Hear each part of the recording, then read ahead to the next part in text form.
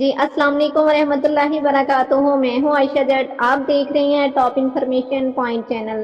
تو جی ناظرین، آج کی ویڈیو میں آپ کو ایک پروکار شخصیت اور پاکستان کے نمبر 1 ہیرو عمران خان کی حالات زندگی کے بہترین اور دلچسپ حقائق کے بارے میں آگاہ کروں گی۔ تو یہ بہترین دلچسپ حقائق جاننے کے لیے آپ ویڈیو کو لاسٹ تک دیکھیے گا۔ تو چلتے ہیں آج کی ویڈیو کی جانب۔ عمران احمد خان نیازی 5 اکتوبر 1952 لاہور میں پنجاب کے ایک نیازی پشتون خاندان میں پیدا ہوئے۔ خان نے کیبل کالج ایکسفورڈ سے گریجویشن کیا۔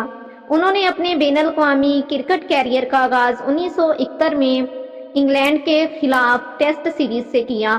خان نے 1992 تک کھیل 1982 اور 1992 کے درمیان وقفے وقفے سے ٹیم کے کپتان کے طور پر خدمات انجام دی اور 1992 کا کرکٹ ورلڈ کپ جیتا، جو اس مقابلے میں پاکستان کی واحد فتح تھی۔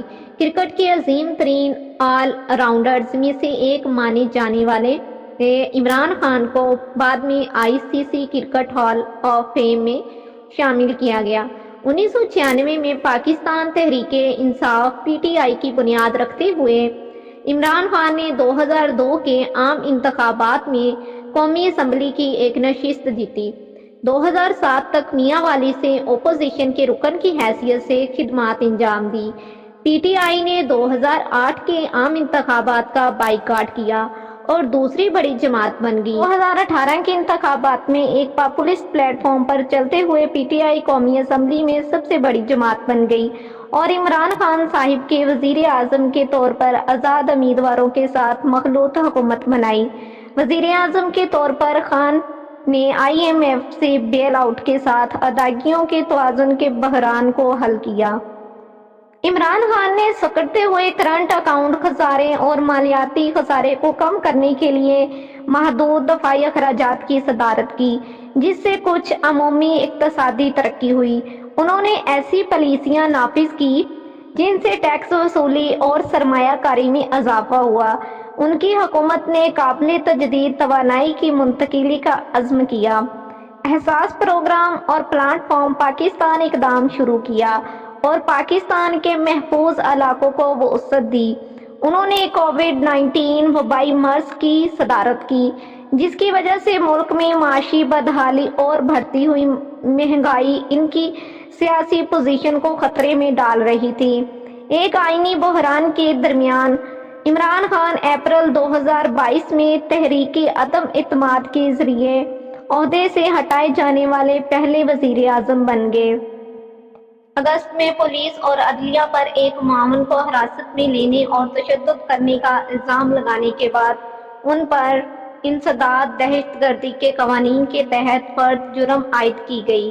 اکتوبر میں تفتیش خانہ ریفرنس کیس کے حوالے سے عمران خان کو الیکشن کمیشن آف پاکستان نے پاکستان کے قومی اسمبلی کے موجودہ مدت کے لیے عہدہ سنبھالنے کے لیے نااہل قرار دیا تھا۔ نومبر میں وہ وزیر آباد پنجاب میں ایک سیاسی ریلی کے دوران قاتلانہ حملے میں بال بال بھیج گئے۔ 9 مئی 2023 کو عمران خان کو اسلام آباد ہائی کورٹ میں بدعنوانی کے الزام میں نئی فوجی دستوں کے ذریعے گرفتار کیا گیا، جنہوں نے عدالت میں داخل ہونے کا راستہ توڑ دیا۔ پورے پاکستان میں مظاہرے پھوٹ پڑے، جس کے نتیجے میں عمران خان کے ہزاروں حامیوں کی گرفتاری کے ساتھ ساتھ فوجی تصنیفات کو توڑ پھوڑ کر سامنا کرنا پڑا۔ رہائی کے بعد انہوں نے اپنی گرفتاری کا ذمہ دار chief of army staff Asim Munir کو ٹھہرایا۔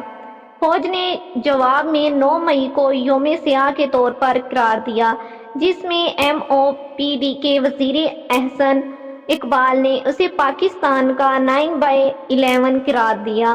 اسے 5 اگست 2023 کو 3 سال قید کی سزا سنائی گئی اور اس کے بعد دوسری بار گرفتار کیا گیا۔ تو جی ناظرین، اسی طرح کی انفارمیٹیو اور انٹرسٹنگ ویڈیو دیکھنے کے لیے ہمارے چینل کو سبسکرائب کیجئے۔ اگر آج کی یہ ویڈیو اچھی لگی ہے تو اسے شیئر کیجئے، لائک کیجئے، کمنٹ کیجئے۔ مجھے دعاؤں میں یاد رکھیے، اپنا اور اپنے پیاروں کا بہت سارا خیال رکھیے۔ اللہ حافظ۔